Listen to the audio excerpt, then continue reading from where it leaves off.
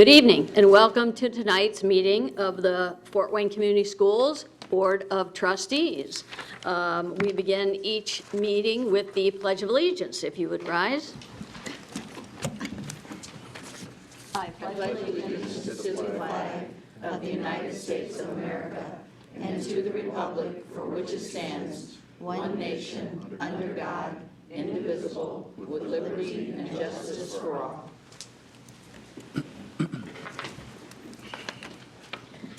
Now we'll have our roll call of members. Steve? Good evening, Steve Corona from the 5th District. Glenna Yale, 2nd District.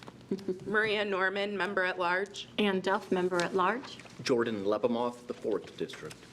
And I'm Julie Hollingsworth, elected from District 1. And to my far left is Janet Doherty, the Clerk of the Board. Good evening. And next to her, our Superintendent, Dr. Wendy Robinson. Good evening. Good evening. Okay. This early in the school year, we have no awards and recognitions this meeting. So that takes us right to the consent agenda. These are items that come to us every meeting. They include the minutes from our last meeting on August 13th, which board members have seen to review. They include vouchers and payrolls, vouchers for the period ending August 27th, and payroll for the period ending August 3rd. And those vouchers are kept on file for like 7 years for any member of the public who wants to peruse them. And then we have the personnel report, and we also received that ahead of time. And then there's also an addendum. More new teachers to hire here at the beginning of the school year. Yes, there are. Okay. So, and nothing to highlight from the personnel report? Nothing to present. Okay. So do we have a motion and a second for the, Move to approve the 3 items listed under the consent agenda, Madam Chair. Second. thanks Steve, thanks Maria. Okay, all those in favor of approval signify by saying aye. Aye. Aye. Opposed? Okay. So next we have, we don't have any old business. So now we move right to new business. And first up is the renewal of our insurance policies. It's recommended that insurance coverage for property, commercial general liability, inland marine, always interesting, business automobile, commercial umbrella liability, law enforcement professional liability, school leaders, errors and omissions, and boiler and machinery be awarded through USI Insurance Services to 2 underwriting carriers for a premium of $1,114,009.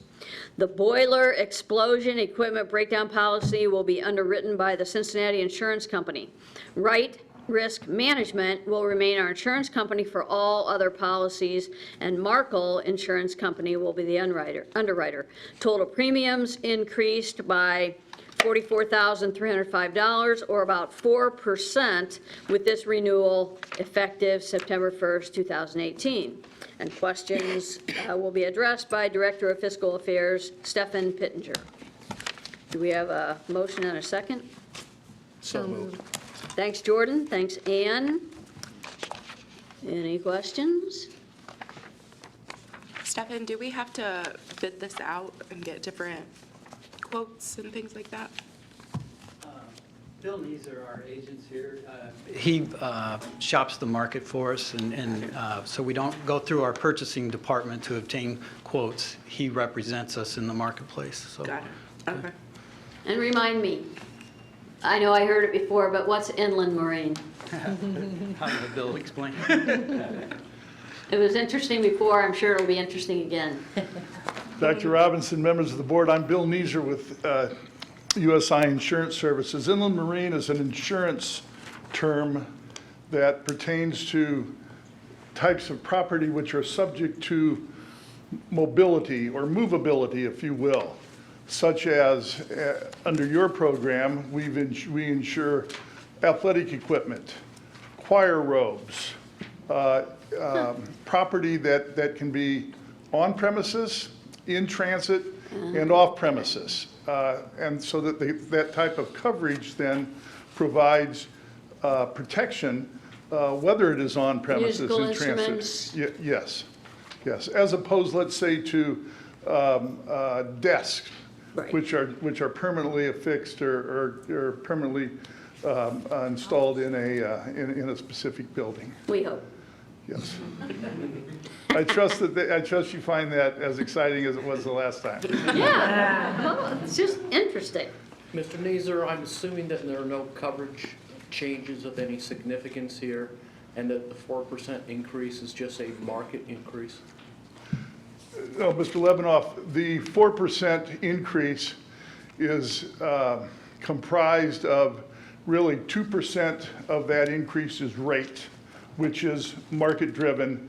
The other 2% is exposure-driven. In other words, increase in property values, an upgrade in the vehicle fleet. So the actual rate increase is 2%. The rest of it is because of the operations of the corporation. And the value of the assets? Yes.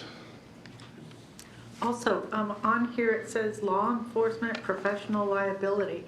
Are we covering the various police officers and other enforcement professionals? Yes, we While are. they're on the property? While they're acting on your behalf, yes, we are. Okay, For- even though for- their salaries are paid through various grants, they're still considered our employees? To the extent that there's an allegation of wrongdoing arising out of their employment as on behalf of Fort Wayne Community Schools, that provides protection for the school corporation. Okay, so that limits our liability in the event there is wrongdoing while they're performing their duties? Correct. Or an incident of some sort? Correct. Okay, thank you. Okay, any other questions? Thank you. Thank you very much. Something like it. We certainly appreciate your business, and if I may say so, one of the really the most important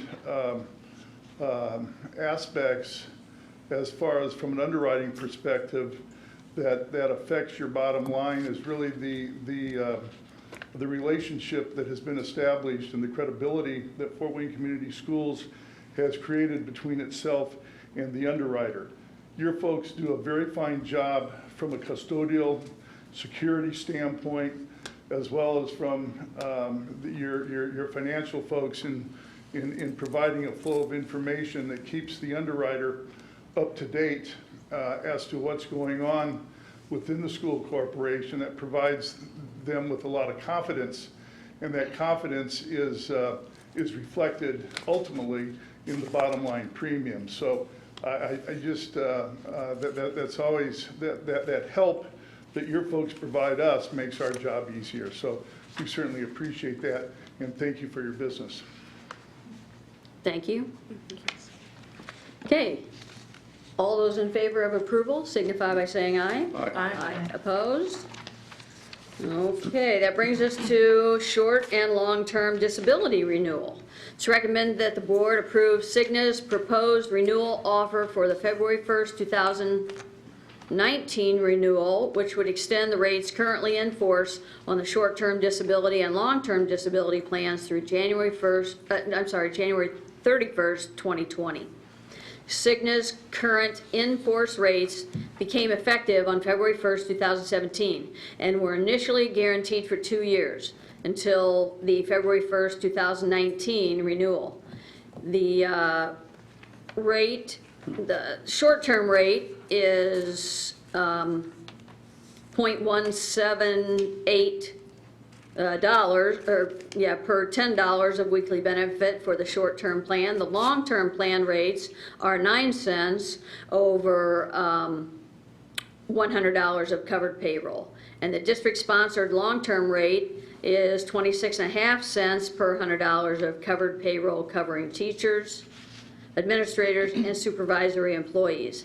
Highland has negotiated a one-year rate extension with Cigna, holding the current in-force rates through January 31st, 2020.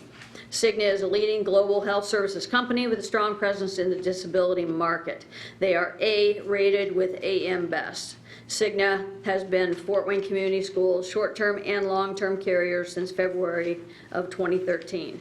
This agreement may be extended beyond January 31st, 2020, subject to the agreement of the vendor, provided there are no additional price increase adjustments or changes to the terms of the contract. This supports District Goal 3, operate effectively with integrity and fiscal responsibility. The questions will be addressed by Charles Kamick, Jr., Chief Operations Officer. We have a motion and a second? Move for approval? Second. Thanks, Glenna. Thanks, Maria. Any questions? Charles, are the long-term disability benefits shared between Cigna and the district itself? Are we No. self-funding any portion of that? No, that's a fully covered premium. When it reads that long-term disability rates are 9 cents per hundred of covered payroll, and the district-sponsored long-term rate is 26.5 cents per hundred, what does the district-sponsored long-term disability rate mean? We provide that plan for the listed employees, so the district provides LTD for administrators, teachers, and supervisory employees. You can buy coverage, and that's the purchase coverage number. Okay.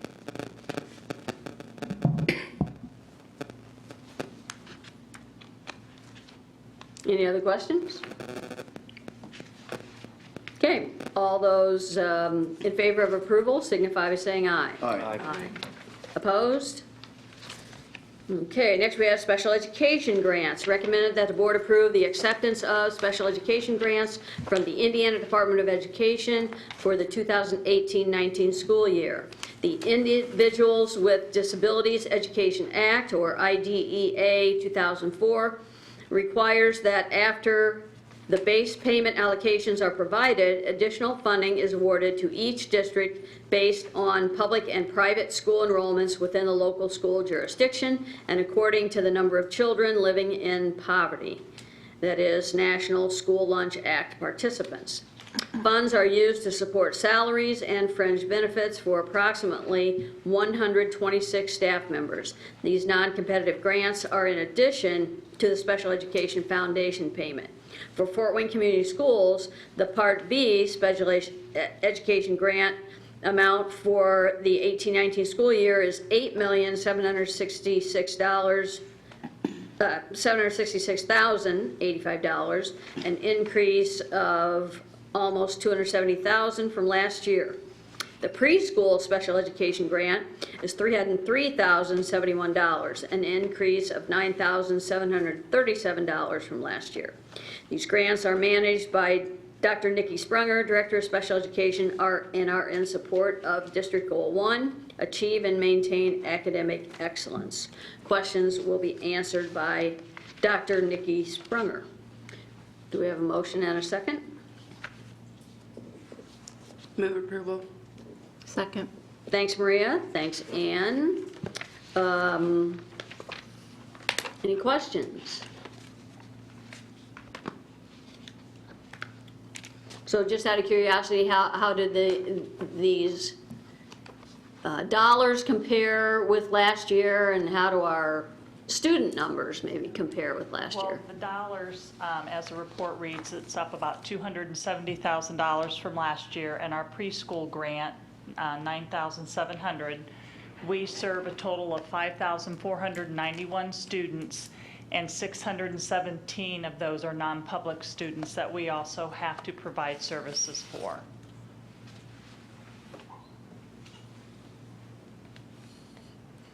And what percentage of our overall special education dollars is this? Just because we get, as it mentions, we get state funds in the Special Education Foundation. In preschool, we're looking at about 29% of federal dollars covering the cost. Kathy, would you concur with that? Is that about 29% from what we calculated last year? Directors are working with legislators at the state level to look at preschool funding because that has been stagnant since 1991. Okay. Now, just out of curiosity, so do you mentioned 609, was it 691 non-public school students? 617. 617, so do we provide those services, or are we a pass-through for the money? We provide services, we provide consultation services, and also direct speech services and direct OT services. Okay. Are we a pass-through for special education funds for any students in non-public schools? I thought there was some discussion of that years ago where parents could decide to do one or the other. Is that not true? Did not that pass? Schools they can take that choice scholarship, but they don't. Okay, They rely on us. okay. That is a choice. Why wouldn't About they? $1,036,000 of our dollars of the big grant go to the non-public schools, and $19,000 of the preschool dollars go to the private schools. Excuse me, I meant private schools. $1,036,000 to private and $19,300 to private. And so our staff members actually go to those non-public schools, Yes, correct? yes, they go and provide services. Okay. Any other questions? Thank you. Okay, all those in favor of approving this grant, signify by saying aye. Aye. Aye. Opposed? Okay, now we have the Formative Assessment Grant. It's recommended that the board approve application for and acceptance of the 2018-19 Formative Assessment Grant from the Indiana Department of Education totaling $341,475.48. The IDOE's Formative Assessment Grant provides funding to schools for formative assessment programs, tools, and professional development, excuse me, to increase data-driven instructional practices and enrich learning for all students. Funding allocation is based on the number of students and approved assessments for both English language arts and math. Fort Wayne Community Schools will use grant funds to purchase the IO Education Interim Assessment and the Amplify Education, Inc. Foundational Skills Assessment. Jennifer Mabel, Director of Curriculum Assessment and Instruction, is responsible for this grant, which supports Goal 1, Achieve and Maintain Academic Excellence. Questions will be answered by Jennifer Mabel. We have a motion and a second? So moved. Second. Thanks, Ann. Thanks, Steve. Any questions?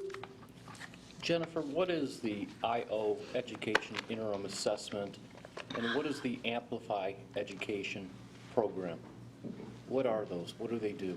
So Amplify is what we use for our DIBELS testing with students for their reading level at K-5. And then the IO Education is an interim assessment system that we're looking at using that has a KDS item bank that will help support ensuring that we have our high-quality instruction at scale. Break that down for me in layman's terms.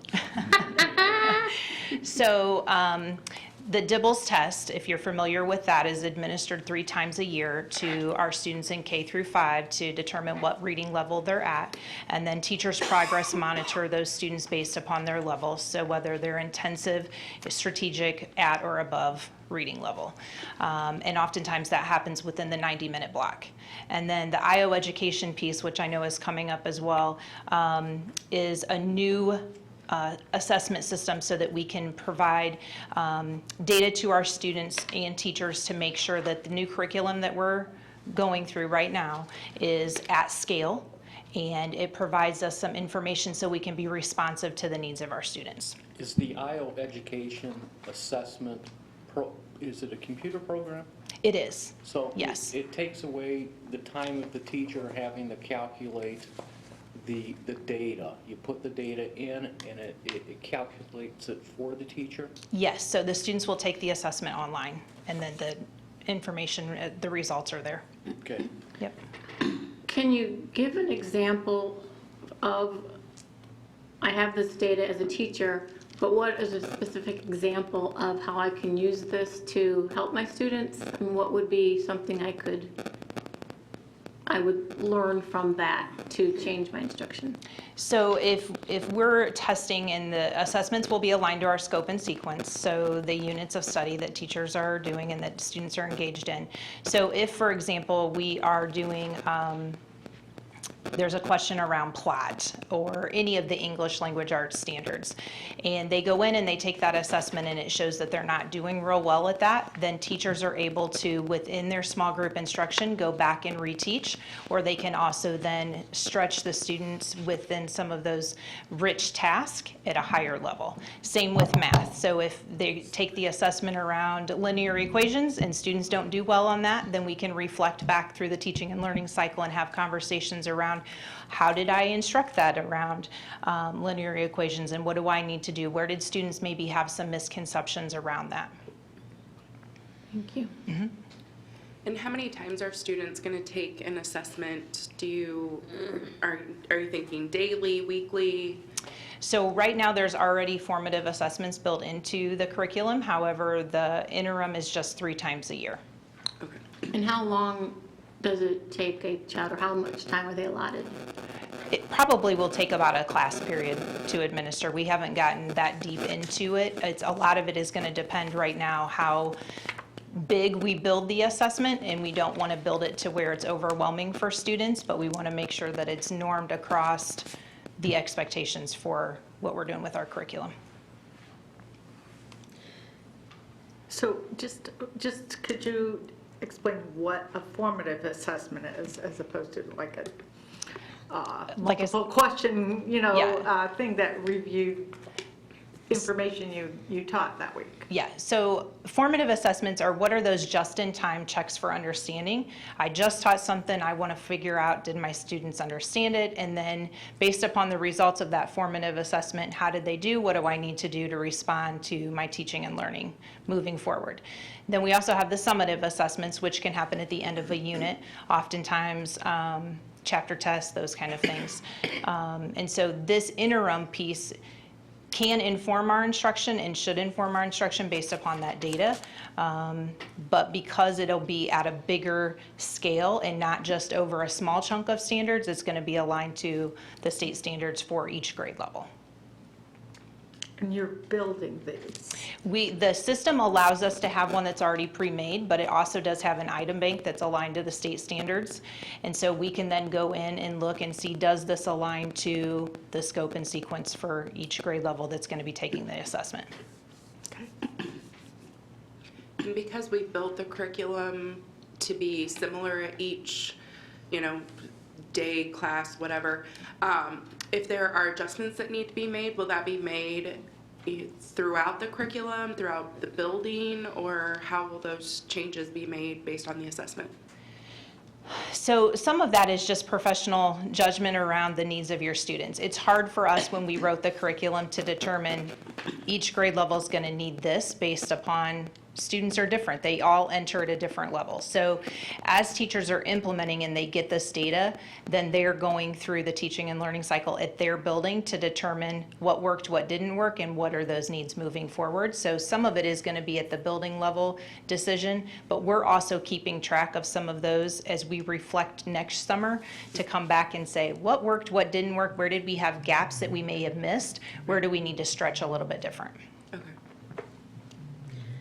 So how would you respond to someone who says, well, I think this is just teaching to the test, this is just more test prep, I think we're testing too much anyways, and I would rather spend that time, with hands-on activity, project-based learning, things that really, engage kids? So I would probably say to a teacher who had that one, or a parent, I would want to know, and I have kids in the district and one who's a 3rd grader who will be taking the interim assessment.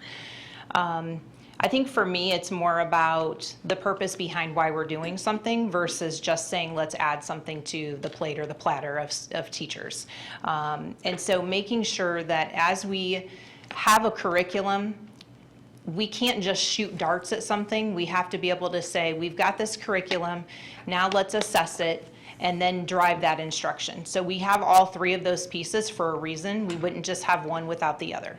I also think too that we have to be mindful that the assessment should not take a whole lot of time, and teachers are expected already to do some type of assessment of students. Right. And so this piece gives us the bigger picture of how the instruction that we're asking teachers to do, the curriculum that we wrote this summer, is that happening from school to school, class to class, across the district, to get a bigger picture versus just saying, yep, we said you need to implement the new curriculum and it's hit or miss here and it's hit or miss here and we've got pockets, versus we're saying across the district everybody is doing it. And that's the purpose of why we want to have the interim assessment, to say, yeah, here's some celebrations, we're doing really well here, and here's some gaps that we need to make sure that we fill in. I think there's another piece to this that I'd just like to add to that. If you really look at the dysfunction at the state level, they kind of change every year what they expect for us to do. But even though we're going to have a new test in the spring, it's still based upon the same standards. And the state of Indiana bought the test questions, so we kind of know that it doesn't matter what company it is, it'll be basically assessing the same type of things. One of the things we spend a lot of money on is professional learning communities. And this is just a personal belief I have, that we have teaching professionals that sometimes when they're creating their own test are isolated in that and don't have an opportunity for 3 third-grade teachers who are potentially doing the same type of assessing can actually help each other with that. So I like to make sure that we're real clear about the difference in testing and assessing. Testing to me is this thing that the state does, this terminal thing that we get the results back 6 months after they've had the test, which really doesn't inform anything. We've got to be careful that the assessment, even when we purchase them this way, have to align with that curriculum we wrote. And teachers have to have the ability to see the connection. Because at the end of the day, that teaching professional is the one who is communicating with parents about student progress. So we still have the same goals. Those standards are the standards, doesn't matter what the test is called. But we also want to encourage professionals to have something across the district they can talk about.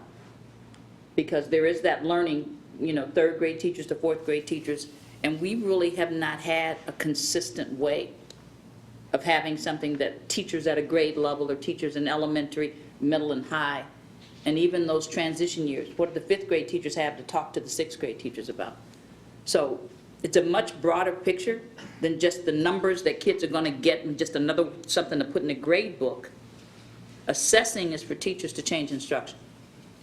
And we are very mindful that it just can't be so overwhelming that teachers can't use it and it isn't for the purpose we have it. Well, and the turbulence in in education, especially in this state, comes from another angle, and it's the fact that as the state continues to change the standards, I think it would be awfully difficult for teacher to teacher, classroom to classroom to understand that. So in addition to the fact that there had been different stuff going on in the classroom, then you get this second wave of turbulence about what is the standard? What is the test? I think I'd be awfully, I know teachers are frustrated by that. So And what assessments matter? Because honestly, when we get I-Learn scores back, the kids aren't in the same classrooms. The intent of these, it's just, Jennifer used the term just in time. So I need to know I need to have another tool for the kids right in front of me, not the kids that have gone on to another grade level and we get the scores back and we're having these public conversations in letter grades. So we need to have some additional conversations and obviously keep reminding that we're very well aware of teacher time and teachers have been burned out. The changes at the state level, when you start talking about assessments, people are freaking. But how do you know if what you're doing in terms of instruction actually is what kids need? And here's the biggest part for us. We can't just remediate. We also need assessments to help us understand how to accelerate those kids at the top, because those are the kids we'll lose out on if we're not changing instruction to keep those kids who are capable. What's the next step for them? So we know every time we bring it up, people have, they're jaded.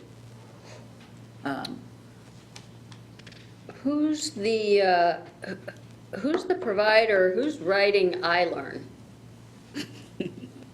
The state test that, They've hired a company. Huh? do we know? Air. Air? Oh, yeah. But they're using the questions, Air. remember? We own the questions. They're so proud of that in the state. So is there any, and I don't see them as one of the, were they a possible vendor for formative assessments or no? No. They didn't respond to the RFP. Okay, so they were a possible vendor, but they didn't respond. Okay, and that's coming up next. Yes. So how do we know, I'm just curious, about the difference between the two and one test provider and one, but again, it's over the same standards, so, Same standards. yeah. Okay, and then I have a question. If the state test that we, isn't very helpful for learning, but the assessments are going to give you that just-in-time feedback that the administration needs to make sure that the assessments and the curriculum you've written are working, then if you're seeing some areas that are weaker, are you going to intervene based on that, or are you going to change and tweak the curriculum as that data comes in?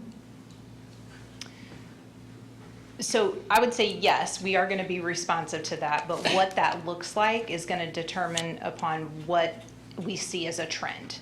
Because we don't want to change it if it's just a particular classroom, but if it's a trend across the district, then that's going to be a different conversation that we have on what do we need to change.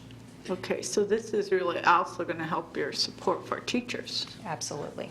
Okay, so really you're going to be kind of like looking over the shoulders of teachers, classroom like classroom, and if there's excellent things going on in a classroom, you may adopt some of those procedures district-wide. And Yeah. if there's a struggling classroom, then you'll look at it further to see if there's some other changes that need to take place. Yeah, we want to look at this through the lens of support and not necessarily looking over their shoulders, but just being very supportive around, let's celebrate what's working really well, where are we seeing real positive things happening, and then also identifying those areas that we need to come in and say, here's some additional support, whether that's from my team or somebody else in the district that can come in and help guide the instructional supports that might be needed. I appreciate that approach. However, if there's some blatant things, the glaring things that crop up, because now you have this capability, I'm sure you can make it as positive as you like, but you still want to address them. Absolutely. Yeah. And I think the thing that, and I'm glad Glenna asked that question, Ms. Gill asked that question, because the work we have to do to reculturate people around this is a lot of this assessment stuff has to be teacher-driven and teacher owning it and teacher telling us, okay, this assessment didn't give me any information. This is still the gap in what I need to know. And one of the things that we as a district are very proud of is our diversity. And one of the opportunities we have is to try to figure out how you address that diversity when a teacher has 30 kids or 26 kids, and there may be different levels. So the difference in the assessments we're talking about for the next two and what the state does with iLearn, this is taken into account. The teacher is the expert in the classroom. We're giving them another tool. And it's on us to have feedback, because teachers have to tell us, this really didn't tell me anything, or this was really a good thing for us to know. And if you say there are glaring things where we're saying all the third grade teachers, it isn't helping them with the instruction, then we better get with the curriculum people, get with those third grade teachers and figure out what's happening. But if you don't have something consistent across the district, it's individual teachers telling you, as opposed to, this is what we know third graders are supposed to learn, and here's what our instruction is yielding, and then we have something in common to talk about. So it has to tie to the curriculum the teachers wrote. The new curriculum was written by teachers based upon those standards. Well, one of the things that Jennifer talked about today, and Tracy, then even when we buy this stuff, it better align with the new curriculum we wrote, or people are going to go, what? So we got a lot of work to do, but what you ask us is the intent. And it'll be bumpy the first year because we're still trying to not scare people out of not using the new curriculum. And we got to figure out how to make this one a companion to the new curriculum so the teachers see it as a tool and not just something else you're making me do. Does that make sense? Right, Jennifer? Yes. We're going to get it done. Yes. And so with that in mind, are the assessments, do we have the capability to alter them? So if you get the results back and a teacher says, well, that wasn't very helpful, here's what I need to know, do we have the capability to go in and modify those assessments? Yes, and we can do that before we even give the first assessment. So for example, if we look at math, the one that's in the system already, if we find that it's not aligned to the scope and sequence, we can go in and take out questions and insert new questions so that it does align. We also have the capability of changing the level of complexity or rigor of the questions so that we go a little bit deeper to make sure that it does hit the intent and purpose of the standard. Will the same assessment be given throughout the, like, all the third graders will get the same assessment? Or will, even within the classroom, will individuals, based on their abilities, have adaptive assessments for their abilities? So all students will take the same assessment. However, if a special education student has something that's in their IEP that they need some accommodations, then they will get those. Same with ELL students. Okay. But I think Glenn is asking a question that we're not quite there yet because we haven't adopted this. But that's an excellent tool if you've got this scaffold for every grade level and you have a high ability student. How can we use these kind of assessments to do some assessing at that level? We got to Well, walk, we got to. especially the interim ones. Right. Not, I don't call them, they're the ones that are after a period of time that, the interim ones, are those going to be interim ones? scaled? That's what I was Yeah, the trying to find interim out. for this purpose will be the same for all students, Okay. yes. But that's not a topic we want to lose because the curriculum itself is giving teachers resources to accelerate students. Then at some point, we're going to have to match to make sure they also have some additional assessments. But tonight, we're just trying to get the guts of it. Yes. So what's IO stand for? Jack, help me remember. IO education. What does it stand for? IO. It's just their, Just their what it is. I think. Just I what think it this is. their name, yeah. Have you tried it? Have you sampled, have you taken like a fourth grade English test or So language arts? I Yeah. have not. Any curriculum? Yeah, Jack and team went to Spokane, Washington, and did some Okay. research there. And then we have we just had a phone call with the training folks last week, and they'll be coming in to do some training Okay. with us. So Great. excited about the possibilities. So how's this link up? So now we've got, remind me, we have Agile Mind and we have, Dreambox for elementary. what'd you say? Dreambox. Dreambox, Yes. that Dreambox, yeah, in my sandbox, right? Yes. Okay, so we got Agile Mind and Dreambox, and those are just sort of practice, like in-class practice tools or, Yeah, they're the even- supplements that help fill in those gaps Right. within our right? textbook adoption. Okay. And then there are assessments that are built in, and in Dreambox you can assign skills as well for K-5. But it's just that practice leading up to Right. this larger assessment. And a lot of similarity between those and IO, would you say? or- Probably not, because the Agile Mind and the Dreambox really focus on moving from that just fluency piece to conceptual understanding, where the IO education is very just standards driven and kind of normed for, not just for our kids to pass ISTEP or iLearn, but for, SAT and ACT and PSAT, kind of going that broader sense. Okay. That raises a question. We probably need to do a flow chart as to how all these things connect, because there's a lot of new terms. And if we're all sitting here trying to ask what IO means, and then we got to explain this to parents and kids, just what Jennifer just said, not without a lot of words, but how do all these things link? Because I think that would be healthy for us to talk about it that way. You just got another assignment, Jennifer. And Got it. Jack, another assignment. Any other questions? Okay. Good discussion. Thank you, Jennifer. Okay, all those in favor of approval signify by saying aye. Aye. Opposed? Okay, and with that grant money that we are going to get from the Indiana Department of Education, it's recommended that the board approve the purchase of IO Education Student Assessment System from Datacation of Atlanta, Georgia for $167,985. The student assessment system will be used for online student assessments. Requests for proposals were sent to 52 prospective proposers with 8 responding. IO Education Assessment System was selected for the award because their proposal met required specifications and was determined to offer the best overall value to Fort Wayne Community Schools. Only the first year of this agreement includes fees for training. So the first year cost is $167,985. The 3-year cost would be $494,985.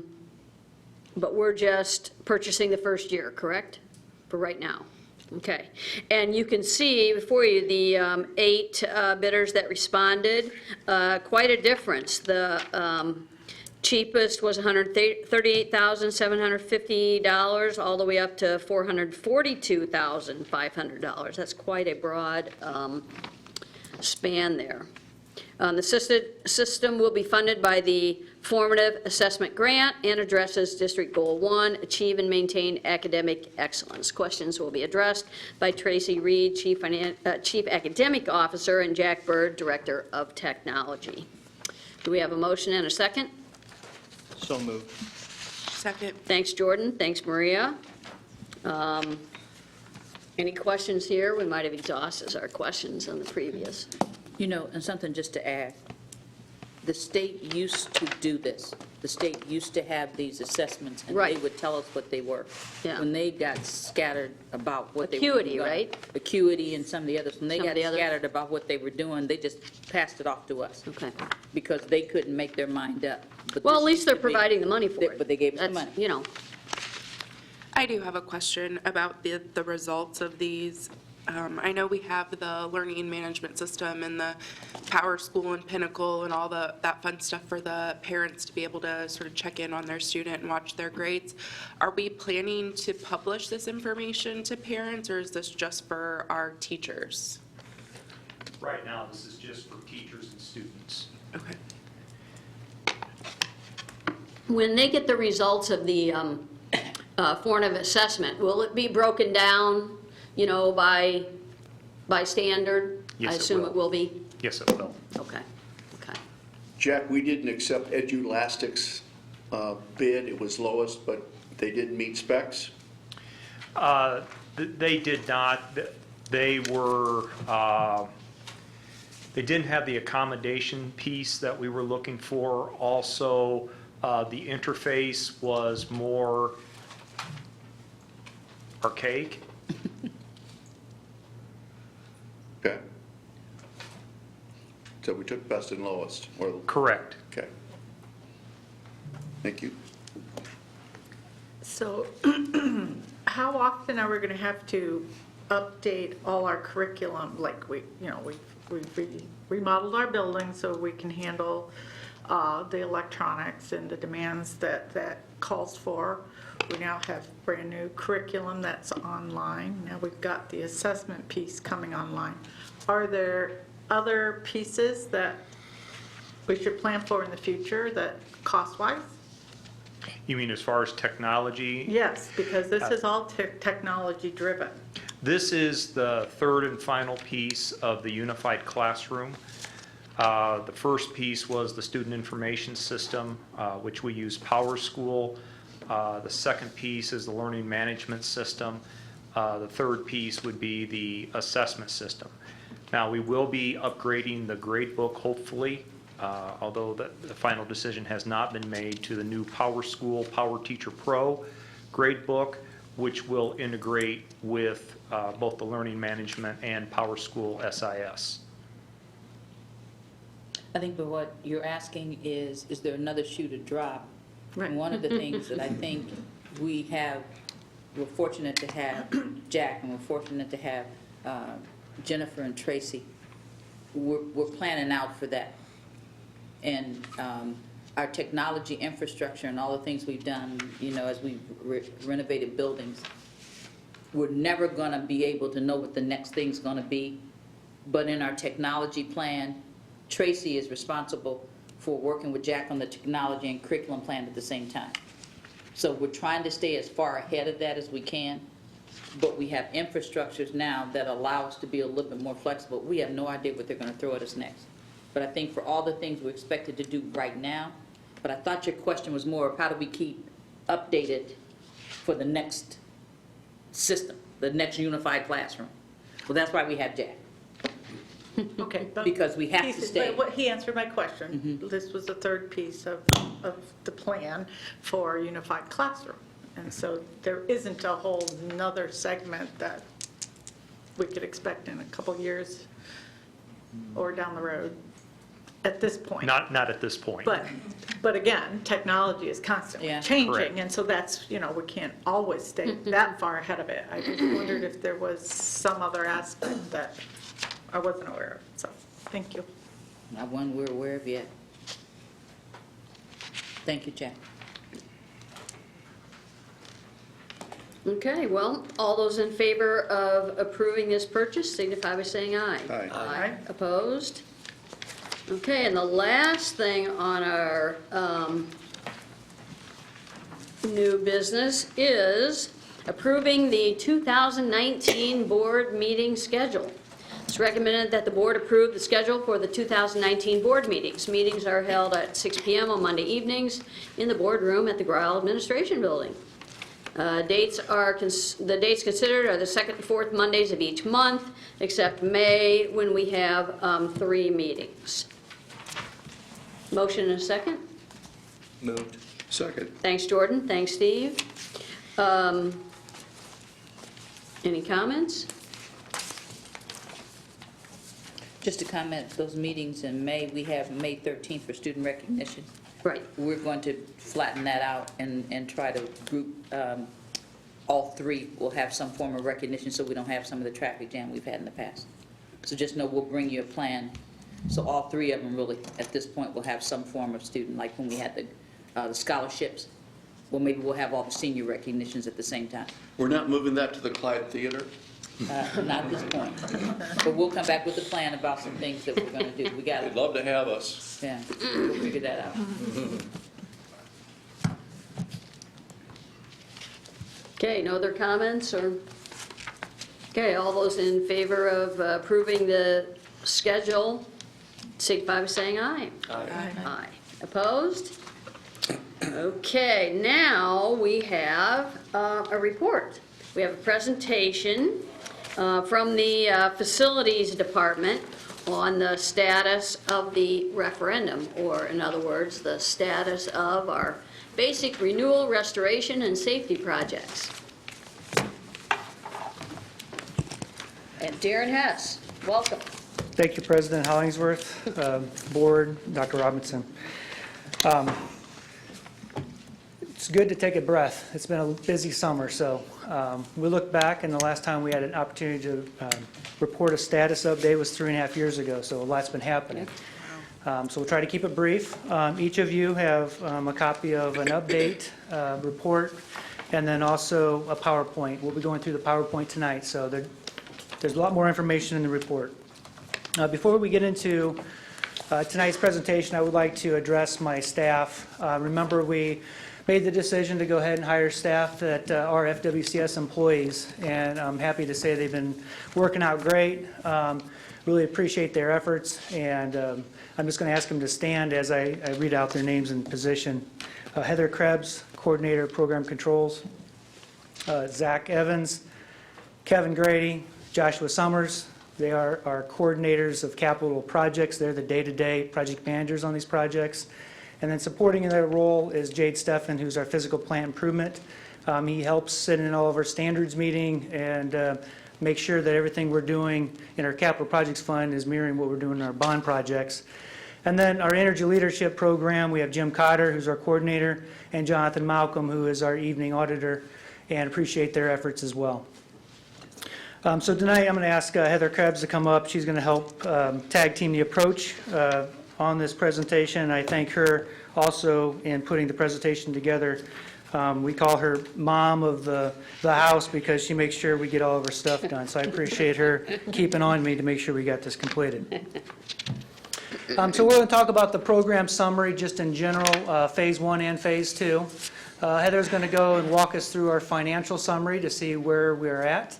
And then we're going to show you a couple pretty pictures with our project status to let you know where we're have been and moving. And then in that other packet, like I said, there's more information about phasing, additional pictures, etc. And we're going to have both of these posted to our website under the facilities page in the near future so the general public can take a look at and see how we're doing as well. And then lastly, we're just going to touch base on our strategic capital renewal plan. So repair FWCS, we always go by the renewal of educational properties and appropriate investment and repair, or like Julie likes to call it, the repair project. So our goals, we always look back. Our overall goal, always, how do we provide a better overall learning environment for our students? We do this by replacing infrastructure that's reached the end of its useful life. We eliminate substandard environmental conditions, talking about air quality, adding air conditioning, fluctuations between temperature and ventilation, and increased lighting or appropriate lighting when needed. Increase the security for the safety of not only our students and our staff. Increase the overall efficiency of the building to decrease energy use, and then to make sure we maintain our highest asset building-wise is our roof replacement schedule. So looking at Phase 1, we're just finishing up. In that was our headliner of Snyder High School. We did complete 10 full building renovations. Later on when Heather talks about the scope of the work, she'll give you some idea of what that meant. Basically, again, looking at the infrastructure of that building, bringing it back to day one. 14 schools received air conditioning, 16 window replacement projects, and 28 partial roof replacement projects. Again, really focusing on that infrastructure. We were very fortunate at the time. The economy was not so great, so our contractors were very hungry. We received $2.2 million in savings that we did not borrow. So our bonds, even though we were approved for $119 million, we've only borrowed $117 million. So this helped result in a lower tax rate, helped us fund going forward into our Phase 2. Current savings of our energy use, consumption for our Phase 1 buildings is over 20%, over $200,000 a year, and that is with adding air conditioning to buildings we did not have air conditioning, so it would have been greater with that. So our Phase 2 program, again, $129 million that was approved by the voters May 2016. We're starting to work on that. Heather's going to give you an update. We're about year 2 in the 6 to 8 year schedule to complete the projects. Again, another 10 full building renovations, Northrop High School headlining that one. 16 buildings receiving air conditioning. Security improvements continue and expanded at 33 buildings. Continue on replacing those single pane window projects, buildings, so we have 2 more projects that are completed. Beefed up the roof replacement projects, catch up again, 4 projects behind, and then some parent pickup lanes at 5 buildings. It's nice to note at the end of Phase 2, all of the FWCS buildings will be air conditioned, and currently, right now, since we're still finishing up that phase, we have about 6 buildings that are not. But we're moving forward to having those completed.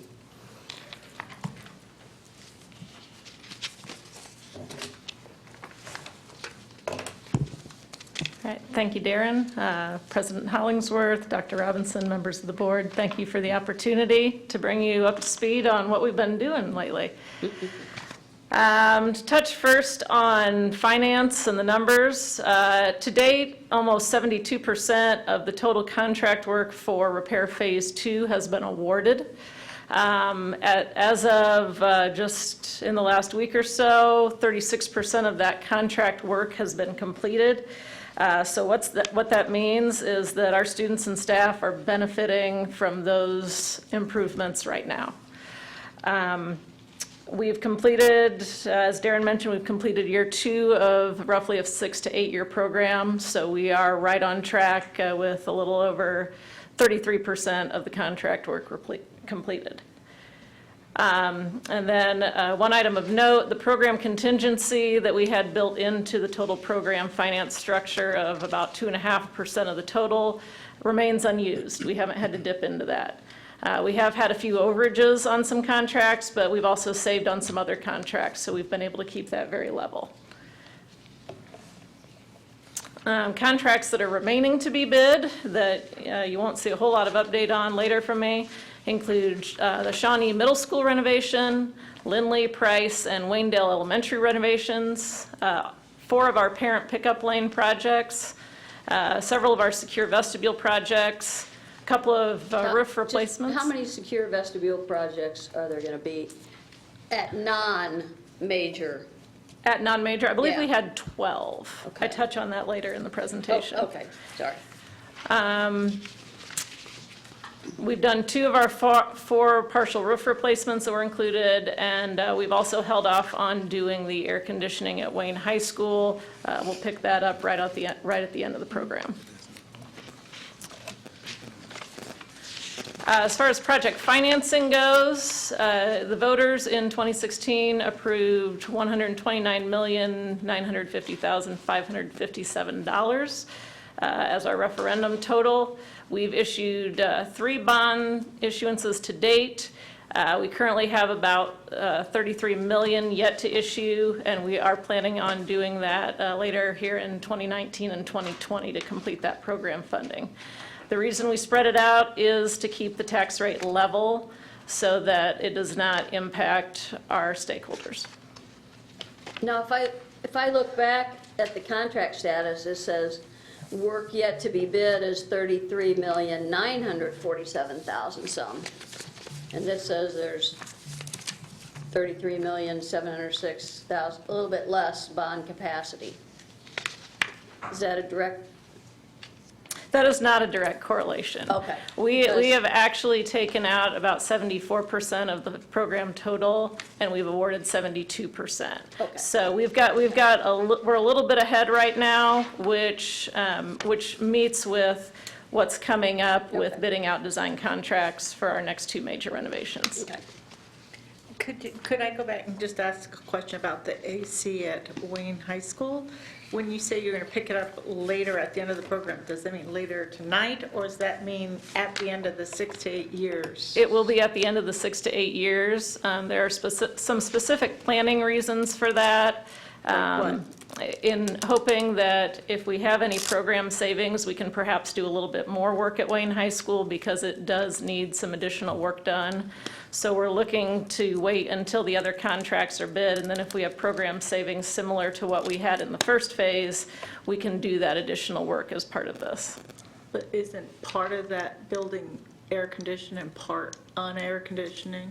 And isn't that unfair to the kids who don't get to utilize the air conditioning? Well, in a high school, they're going back and forth between rooms, so I can't guarantee that everyone gets a fair share of that air conditioning. I just but- think it sends a really bad signal, like we treat these students as special because they're in a magnet program, and we don't care about these kids who are in a more general program. It's not divided between the new tech program versus the general program at Wayne. Actually, about half of the main classroom academic area at Wayne is air conditioned. The way that Wayne is configured, there are interior rooms that have absolutely no windows, no ventilation, and there are exterior rooms that do have access to windows. And that is the split between the air conditioning. It's interior classrooms in the general academic classroom wing versus exterior rooms where they can at least open some windows, get some fans, get some air moving. But opening windows on a day like today, which is 90 degrees and very humid, isn't going to move a whole lot of air. It's just, to me, it says that we aren't going to treat all kids the same. We're going to spend money here because whatever plans you have. I But just that, think I mean, it's the wrong but at the end of the project, Wayne will be completely air conditioned. Correct, and- If the whole school was on air conditioned, that'd be different, but you have part of it air conditioned, part of it not. Right, that's the way the schools were designed, right? Northrop Correct. and Wayne were both And I guess designed I'd just that like to way. explain a little bit about the infrastructure of Wayne High School. I mean, it was, if we could just add a chiller, we would have done it already. But to do air conditioning on those outer classrooms, you have to do major HVAC, which is basically the replacement. And it's difficult to do just the outer ring without doing the inner ring. So our hopes are that as we go through these next couple of projects and get bids in, we'll have additional funding. We can continue that HVAC portion, not just try to chase good after bad. So we're not saying it's 8 years from What about the room air now. conditioners? I mean, because there's new technologies these days. I know we couldn't use that at St. Joe because the electrical system couldn't handle it, but it seems like we should be able to do something. It's similar in nature. Yeah, we have looked at it. We have had proposals. But again, a lot of the work that would have to be completed would likely be ripping out very soon after because the end of life for the HVAC system is near at Wayne. So we're just being strategic by it, making sure that we're spending the dollars appropriately. We're definitely going to be looking at it again after we receive bids on the next two majors because we'll start seeing whether we're seeing some savings or we're not. Obviously, if we're not starting to see savings with projects that are bidding out with the larger chunks, then we'll move forward with our plan. So we will really be looking at it in about 18, 20 months when we get those next two bids in. But I think I'd be remiss, and I want to remind people, this project was strategic in terms of how much money it takes to renovate a total high school the size of Wayne. And the fact that as we looked at air conditioning all the buildings, the number of elementary schools we would have left untouched. And the biggest issue with Wayne is it's not used as much as Northrop. It's not that we're trying to make them second-class citizens, but when you have only so much money, the decision was made, how much can we do total renovations and get done? So I think this is a topic we can come back to, but I don't want people thinking we're trying to leave Wayne out there and not considering. We only had so much money from the community, and we only had so much money to support for a tax rate, and we didn't want to go above that. So I appreciate Darren and his folks giving us the biggest bang for the amount of money, and that wasn't because we weren't concerned about the kids at Wayne. So I really have to kind of push back on that because we had lots of open conversations, and we gave you a plan that showed you there would be 3 to 5 elementary schools that would not have been touched at all if we made a decision to do 2 big high schools at the same time. Thank you for that explanation. That really helps. I just wish there was a way we could push that up somehow, just. Well, it's called another referendum. and Well, being don't real forget, honest. we made the decision. Yeah, No, I understand Yeah, that. yeah. but I just really wanted to. But you're If right. we have savings somewhere, then maybe that could be something we could Either look at. use the savings or Right, but I think that phase Darren, 3. don't forget what he said. He's got something strategic. How Wayne was built, there are so many little twists and turns that when you get ready to renovate and do the excellent job they're doing, you're tearing out a whole lot of stuff. So in these renovations, we're just not moving a pipe and slapping paint on the wall. You know, we're looking at pipes and the kinds of things that we don't have to come back in 2 years and try to repair again. And so I think this is a topic we can continue to talk about, but just wanted to put that on the table because I don't want Wayne parents storming the castle that we don't care about your kids. But- We had lots of conversations on that. But I'm right, aren't I, that at the end of the project, even if there were no savings, Wayne would be completely air conditioned? That is correct. Yes. Okay. The only thing we can't do at Wayne unless we have savings is like full classroom renovations of flooring and lighting and, you know, things like that we've done in some of the other buildings. Correct. Okay. But Wayne, at the end of the project, Wayne Wayne will be fully air conditioned. No matter what. All our classes. All of our classes. Correct. Yes. All the classes will Yes. be fully air conditioned. So Okay. they just have to hang on. Building, every classroom, right. Okay, All right. thanks. With that, we'll jump into project status. I'm going to run through these fairly quickly in the interest of time. The written report that you have, not the PowerPoint slide, but the written report has a lot more detail and has more photos in case you haven't been able to get out and see some of the buildings. So please take the time after the meeting and enjoy those. Very quickly, Northrop High School is through its first summer of a 2.5-year project. Our general contractor there is Michael Kinder & Sons with design consultants Primary Engineering and Barton Co. The awarded contract value, which was approved, was a little over $38 million. We did start construction this spring, and highlights of the construction. Not only, I'm going to go over what a full renovation is here real quick, and then we can kind of skip over it on some of the future ones. But a full renovation is architectural, mechanical, plumbing, and electrical upgrades throughout the building. As Darren said, it's basically taking it back to day one, fresh start, brand new building. Highlights at Northrop include a new office addition with secure vestibule entry at door 1. The addition of air conditioning and new heating and ventilation throughout the entire building, energy efficient LED lighting upgrades and electrical upgrades throughout the entire building, as well as when you tear into something like that, you might as well upgrade all your wall finishes, floor finishes, ceilings, and things of that nature. To facilitate the renovation at Northrop High School, we do have 12 modular classrooms that students are rotating in and out of.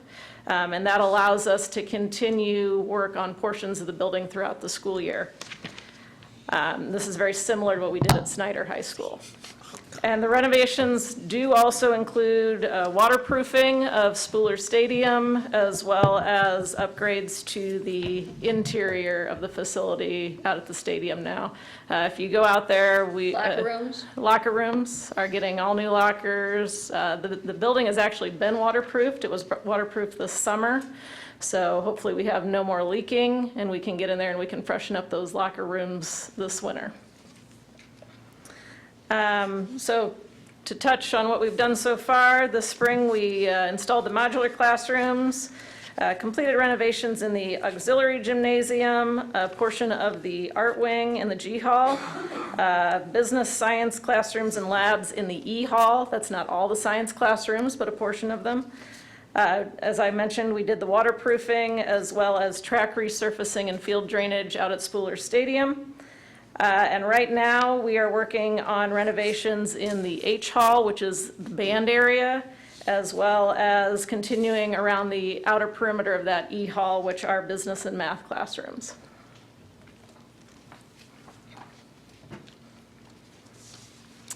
Lane Middle School also just completed its first summer of construction. It will complete the total renovation next summer, be ready for the year 2019-2020. Highlights there include an expanded office area with the secure vestibule entry again at door 1. And this summer we completed renovations of the main office suite, the gymnasium, cafeteria, band, music, and art classrooms. Glenwood Park Elementary School just finished up its final phase of construction. So that building is fully renovated. We're just completing a few miscellaneous items right now. It's fully air conditioned. Highlights there include, again, relocating the office area, doing a new secure vestibule, as well as the air conditioning and other upgrades. St. Joe Central Elementary School has always been a big topic of discussion. St. Joe, I'm proud to say, is fully air conditioned now. It is fully renovated, and I will say, hands down, I get the most comments about what a difference in appearance this building has made. We removed all of the metal panel exterior and replaced it with a new brick and metal panel exterior. It's one of the few schools where we actually made the windows larger as opposed to smaller. Highlights again include relocation of that office area and secure vestibule entry. And we also removed the existing lay-in ceiling in the original gymnasium that was built in the 1930s. I believe you've seen some photos of that. It is really an amazing feature of this elementary school. We did also complete the parent pickup lane there as well, so that is helping to alleviate traffic on St. Joe Center Road. Now, did Bill Kreitel have a bell from one of the original schools? He did, I believe, and we also have some historical markers that we're placing in some display cases there and around the front of the building. Okay.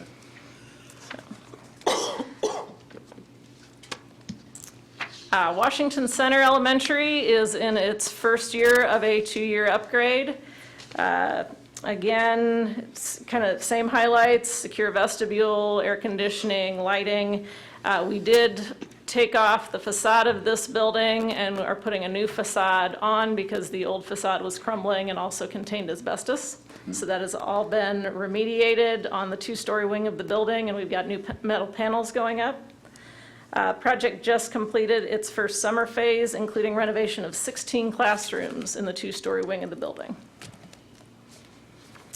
Center for Academic Success at Nebraska was the first project we rolled out as part of Phase 2. That project was completed in July of 2017 and now houses our alternative program for grades 6 through 10. So they've got a year under their belt in the newly remodeled building, entering year 2, and we're hearing great feedback from them as well. Our upcoming major renovations, as mentioned earlier, include Shawnee Middle School, as well as Lindley, Price, and Waynedale Elementary School. When are they coming up? We are looking to do design or start design at Shawnee Middle School and Price Elementary starting this next year, 2019, to bid those in 2020 so that we can do construction in 2020 and 2021. Lindley Elementary and Waynedale will be just a year behind those. We'll start design on those in 2020 and again start construction in 2021 to complete in 2022. Again, we stagger those out simply because of the availability of the funding to keep that tax rate level.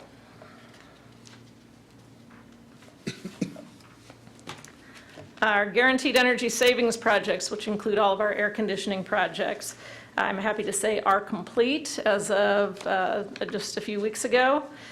These included modifications and replacements to the existing HVAC systems at Bunch and Young Early Childhood Centers, as well as Studi Elementary and Blackhawk and Miami Middle Schools. All of these systems and all systems replacements have been replaced with energy efficient equipment and with a payback period of 10 years. And that's where the guaranteed energy savings piece of that comes in. Our 2 window replacement projects were completed at Washington Elementary and Northcrest Elementary in 2017. So if you've driven by those buildings, you've seen those improvements. Washington Elementary was a fun one because that is down in the historic district in West Central. So we worked very closely with the city to make sure that we maintain the historic integrity of that building.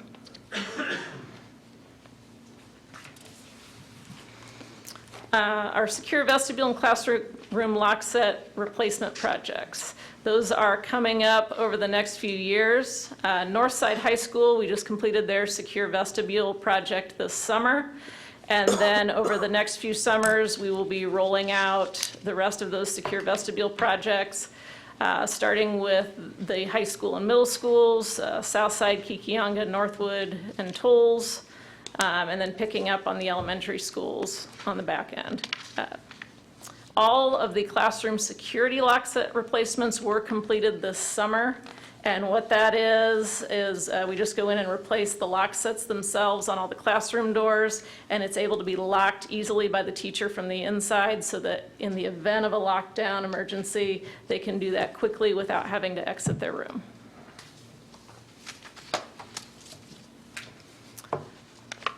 On our parent pickup lanes, as I mentioned earlier, we've completed the parent pickup lane at St. Joe. We have 4 more to do at Scott Academy in South Wayne and Franke Park and Haley Elementary. So those will be coming up in the next few years.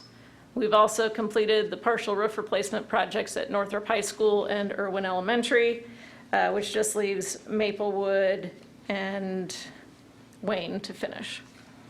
So typically, the intent of our ongoing facilities maintenance plan for roofs is to consistently replace roof areas as their warranties expire. Typically, they're completed as part of the annual capital projects fund projects, but over time, with the decreased tax revenue, we needed this funding to help stay caught up. And with that, we can go to the energy program. Thank you, Heather. See, I told you we were busy. I just want to touch base real quick. This is just something we put together, a slide. It's actually a little dated now. We're still waiting on some more data to be coming back. But one of the things we noticed in phase one, for example, some huge energy savings. I want to point out, the natural gas there, the differences between why an elementary would save so much more versus a middle school or high school. You kind of think about it, the windows being replaced, that was huge. That's why we really worked on doing so many window projects of all that heat going out of those single pane windows. And if you think about an elementary, all the classrooms, you're going to have exterior walls, where middle school or high school will have more interior spaces that wouldn't have mattered on the natural gas. One of the other things under that green bar there that our team has worked on real hard, and this is a truly difficult process to go through, is to chase after all the rebates and incentives. So to date, over $500,000. And those are things that are not given to us. They don't come in the mail. We have to chase them. And sometimes we have to reapply and reapply and reapply and then still chase it. And then they change the program and then change the company that's running the program, so then we have to chase it again. So I'm very proud of this and our team. They have done an excellent job chasing these available dollars that would not have been given to us. We had to chase them. Darren, where do those dollars go? Those go back to the general fund. Okay. Yeah, they don't go Okay. back to fund future capital projects or back into the bond fund. They go towards savings that we did not have to expend from the general fund on utilities. Awesome, thank you. So I'm going to change gears a little bit because I want to pat ourselves on the back a little bit on our energy leadership program, which has been for over 6 years now. Just in 2017 alone, we just keep plugging away. We're still down 23.5% since our base year of 2010. And you can see some of those figures there of how much electricity and natural gas that we have not used. And that equates to about $1.62 million in energy savings. And it's interesting to point out, it's not only $1.62 million that we've saved, it's also, if you think about if we're spending 20%, 23.5% more on consumption, everyone's looking at your utility bills at home. Water rates have gone up, sewer rates have gone up, storm sewer rates have gone up, electricity's gone up. Natural gas has been pretty good. That would have been even higher because we avoided those costs. So that's something we always tend to forget about when we say we saved the money. We also was able to avoid spending money. So since the inception of the Energy Leadership Program, we've reduced the energy waste by over 63 million kilowatts of electricity. The 6-year energy use reductions represent a total of cost avoidance over $6.5 million. Again, President Hollingsworth, that goes from the general fund. It goes back into the general fund to use on other things for education in the classroom. And you can see in the green bar there, our energy leadership team tries to show this in an educational environment as well, so they can share it with the teachers in the classroom with their students to show what these savings or cost avoidance is with the amount of carbon emissions being saved. So in addition to the inception of the Energy Leadership Program, we also have 23 Energy Star certified schools. We just received a couple more. That means we perform in the top 25% of similar educational buildings in the nation. So that's something that nearly half of our buildings are in the top 25%, with our average age of our buildings being over 50 years old. That's a pretty good, yeah. It's impressive. So I'm going to move into something we call our Strategic Capital Renewal Plan. This has come out of our Department Strategic Plan for Facilities, where we kind of look internally at our departments, and it's a good reflection time and where we can make some improvements. And when I met with my group, one of the biggest shortfalls that we saw recognized was that when we try to go out to the public and try to explain where our needs are, we've done a pretty good job with the help of the voters to attack that infrastructure. But now we're starting to look at, okay, we replaced windows in a building, maybe have replaced HVAC in the past, but we looked at interior learning environment. We haven't replaced the carpeting, we haven't replaced the ceilings and the lights, the casework, the educational furniture, and the layouts of the room so that it can, coexist with our technology changes. Keep in mind, after phase 2, this is only 20 major renovations. We still have 50 other schools, or 30 other schools, I'm not good at math, I'm sorry. 30 other schools that we still need to address. In the past, we have had, obviously, new windows and HVAC in some of them, but we still haven't attacked the rest of that educational piece. So this is what our goal is with the Strategic Capital Renewal Plan, is to try to tie all that in and look to see where we need to put those dollars for future renovations and hopefully future referendums. So when we look at the Strategic Capital Renewal Plan, some of the objectives, we have currently a roof replacement plan, a somewhat HVAC replacement plan, fire alarm replacement plan, track resurfacing plan. They're kind of all over in different access modules or in Excel spreadsheets. So this will give us an idea, or give us an opportunity to kind of combine them all together so that we have one plan to look at. So that if we have a question from the administration or the board, we can better identify where our needs are. It will give us a better idea to define assessments for my team to go out and actually define where our needs are throughout the district, and it will aid in our long-term projection and evaluation of the maintenance and replacement needs. And ultimately provide a single centralized database and analysis tool for projecting the facilities maintenance and renovation replacement needs. So we have a term in our office, it's called Do Better. So this is my Do Better plan. With that, that's the end of the program. We'd like to entertain any questions. Darren, I have a quick question.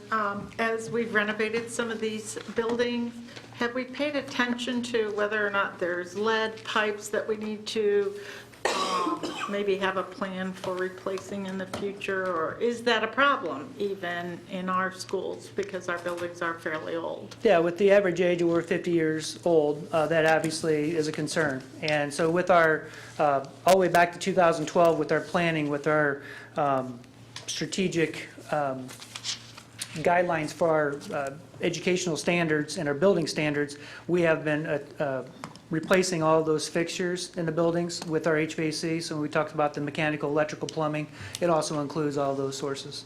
Good. So when the state comes out with their lead tests, then we're probably not going to be on those reports?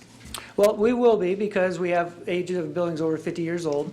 We have identified those and remediated those as we receive the reports back. But on the testing of our buildings that have been renovated, all of those pass without any incidents because we have replaced all of those fixtures. Lead in piping or in fixtures or in solder was still common even into the 1980s. Okay. Thanks. Recently, the governor talked about permitting schools to engage in a referendum for school safety items. Are we interested in that? Absolutely, if there's dollars attached to it. We still always have, as part of Security's Department Strategic Plan, I actually was working with Dottie on that last week. It's to build her infrastructure for security. With today's day and age, you need to have infrastructure. It's not just a mindset or procedures, it's tying them together, but infrastructure is needed for security and safety. I would answer that a little different. One of the things that we're trying to help the state understand is that it would be helpful if you would talk to us about our needs, because sometimes when the state decides they want to help us do something, it's in an area that when you hear the word safety, people get nervous. So I'm encouraging, and I've said to some legislators, kind of talk to us, because what Fort Wayne's plans are with older buildings. So I love that they're talking about it, but I'd like for there to be a little bit more input from a district, because if you just heard this report, there's money that could help us accelerate what we've already done with the strategic plan. Right. So I'm going to always kind of say that, come see what we need. And some of this stuff we're not going to get done without governmental support, but don't give us something that isn't going to really help us to the ultimate goal for his strategic plan.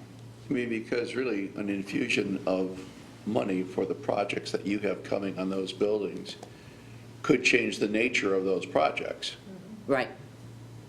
So it's not just take the money and run. I mean, we've got work that we've already planned on Right. doing, and this doesn't complicate it, just, I guess, offers a new opportunity to figure out what we then do.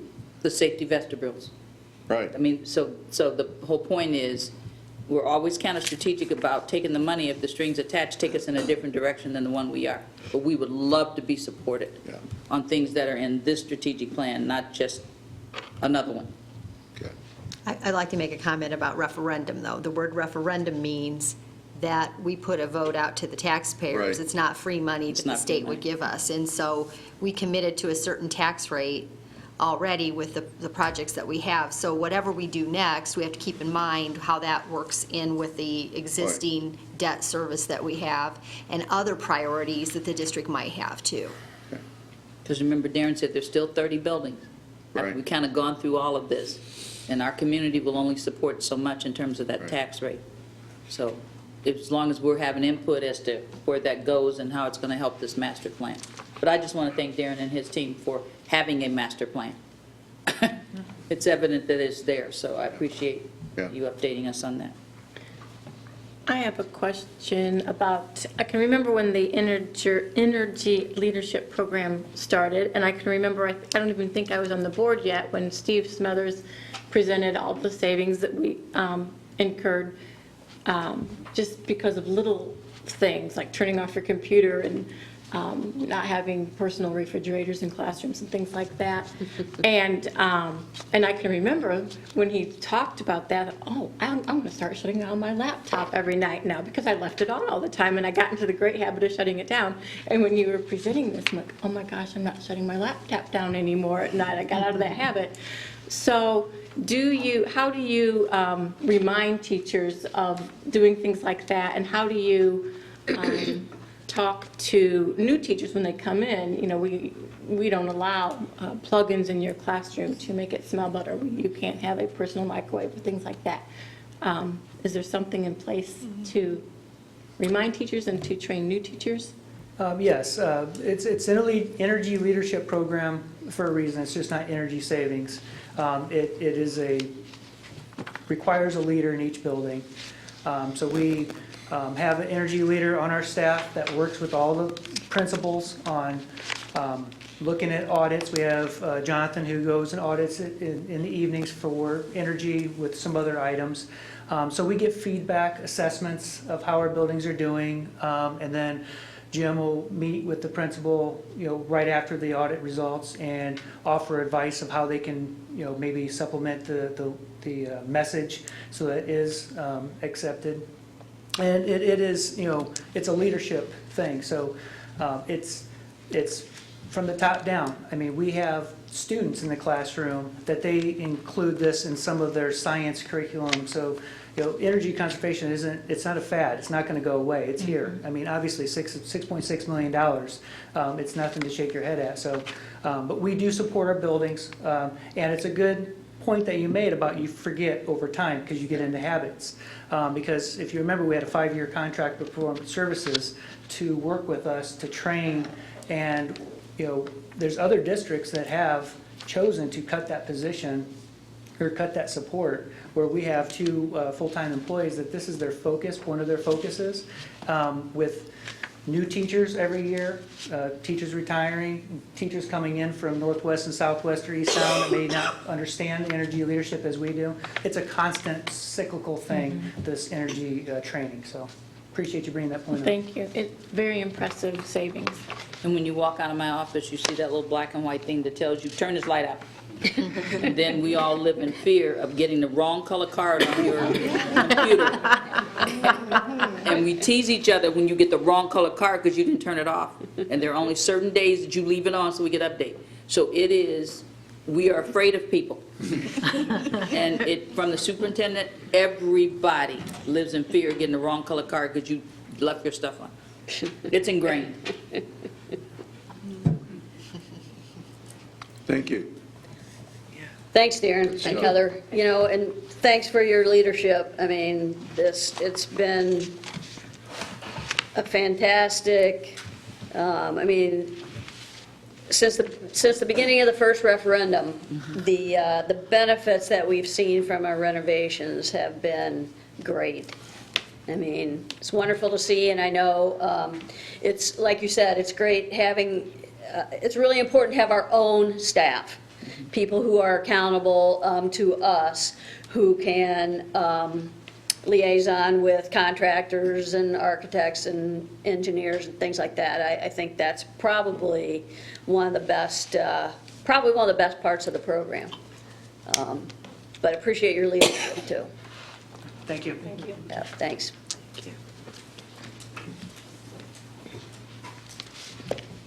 Okay, well, that brings us to the end of our meeting.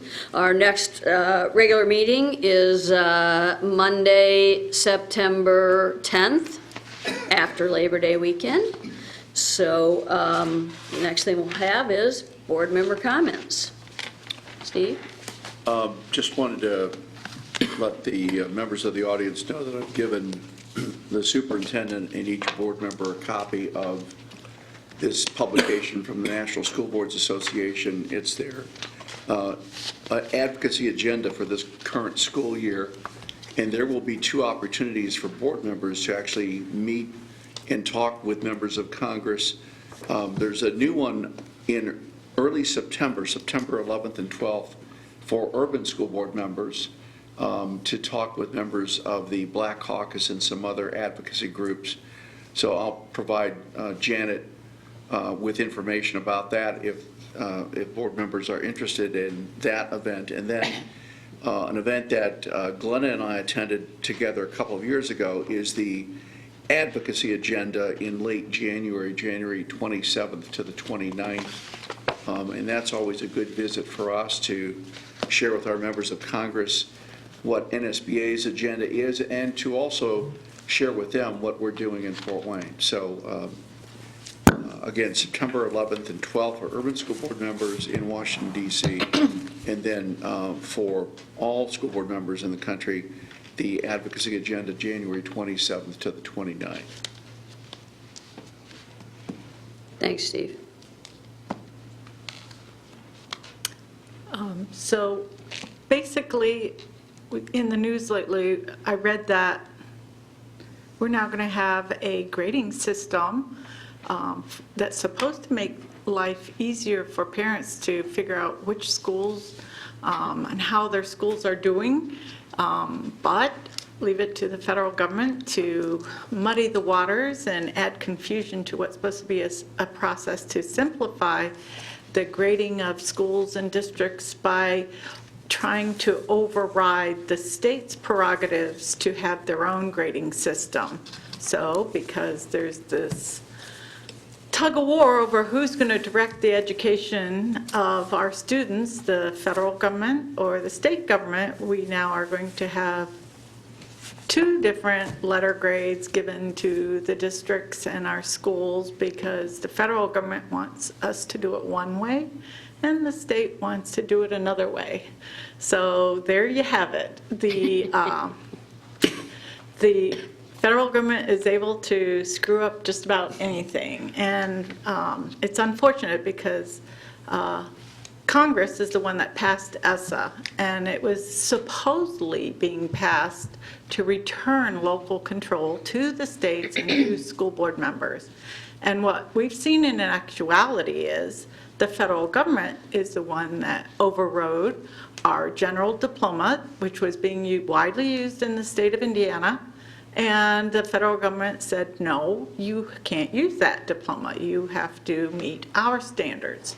So members of Congress and other people, the state superintendent, Jennifer McCormick, appealed that because, again, we're operating under the belief that they are returning local control and there's going to be more flexibility.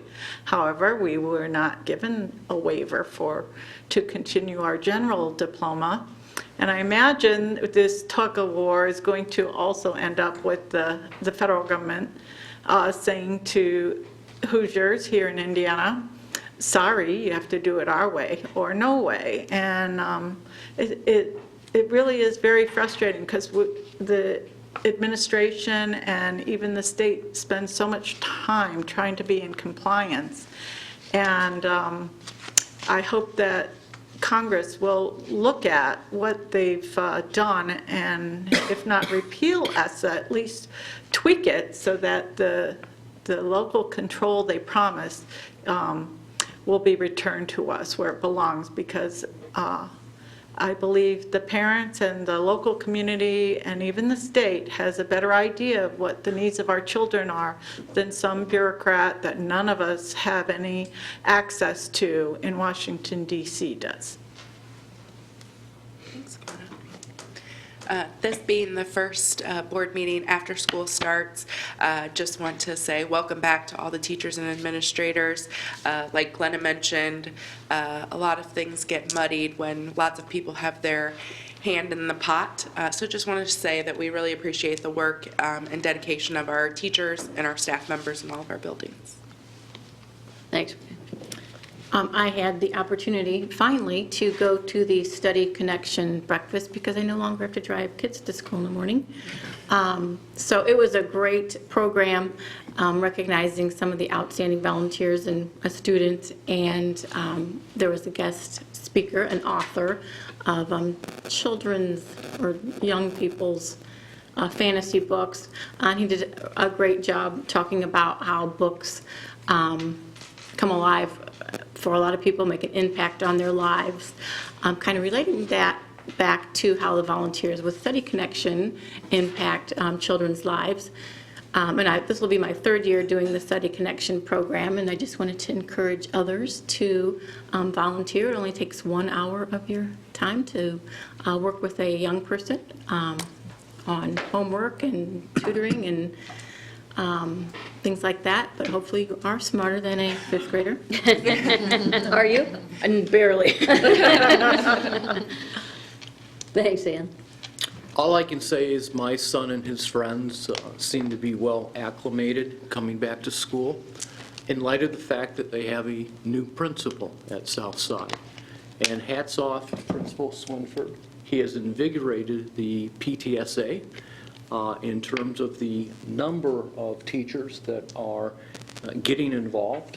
And the parents of the district have really reached out and grabbed other parents to become members of the PTSA. So it's an internal, external growth that you don't always see, and we're only a few weeks into the school year, and I expect it to get even better. Thanks, Jordan. Dr. Robinson? One of the smoothest starts we've had.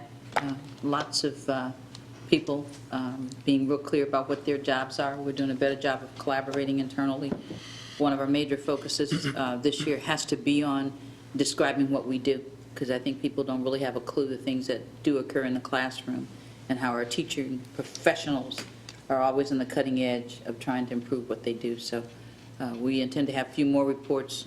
Impressive conversation tonight, but we have to get other people in front of you to see that in every aspect of this district, we have people doing cutting-edge work, despite federal and state. So we got to be real careful when we talk about, they can both muddy the water real quickly. That's why it's important for me to have such a strong board. So we're going to talk about the things that matter to this community, and we're going to talk about the things that we can do something about, because some of those things, like the 2-letter grades, I can't even explain one of them. So they're just some stuff we're just not going to spend a lot of time trying to figure it out. When it comes, we'll let you know and move on. Because at this point, they don't know how to describe it, and I don't think that's a good use of our time. But I do want to compliment Mr. Corona, because if we're not happy with what's happening national, we need board members to get involved. because it's advocacy legislation, all of that. So I want to thank you for doing that and keeping us on our toes. Yeah. Okay, a couple weeks ago, you may have heard the announcement that Ball State is now making, for the freshmen of 2019, they're making SAT or ACT optional. Because their data, as far as other research, indicates that your high school grade point average is the clearest predictor of your success in college. So it's kind of interesting, since the state of Indiana, with the new graduation pathways and new graduation requirements, the clear indication is that they're going to require all students to take the SAT or probably the SAT.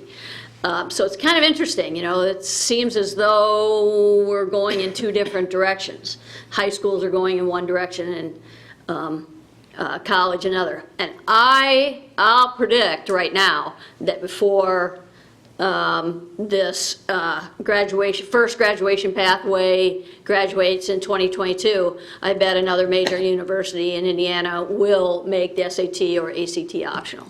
So it'll be interesting to see if Indiana adjusts to that, because it seems kind of silly to make students take a test that has no relevance to them.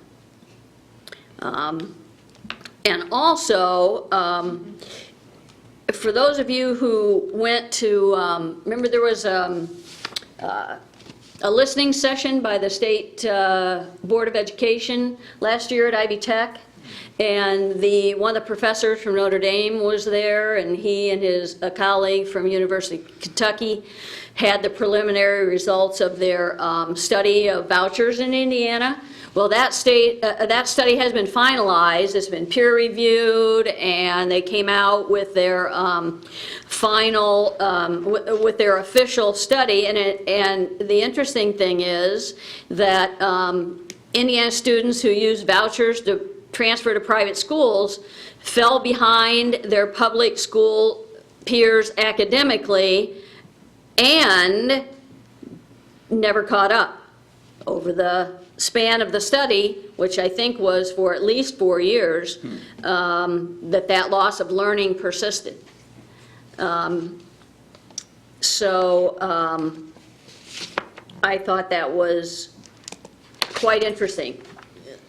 Those, you know, Indiana already has vouchers. I don't think they're going to go away. But for those states who are touting them, they're trying to, there's a big push to try to get them in Texas, and Texas has been pretty successful in fighting them off, and the research supports public education. So that's good to see. And since we are entering the political season, I just want to, make note of the passing of Senator John McCain. We probably didn't agree with him. I certainly just didn't agree with him on everything. I would probably say that no one ever did. But I think you cannot deny that he did for this country what he believed was right.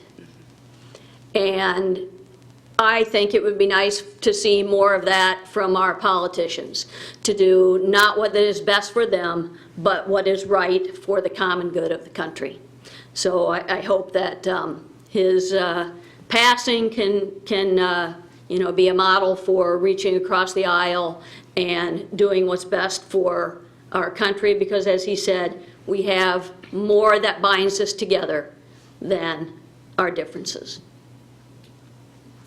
So that's all I have.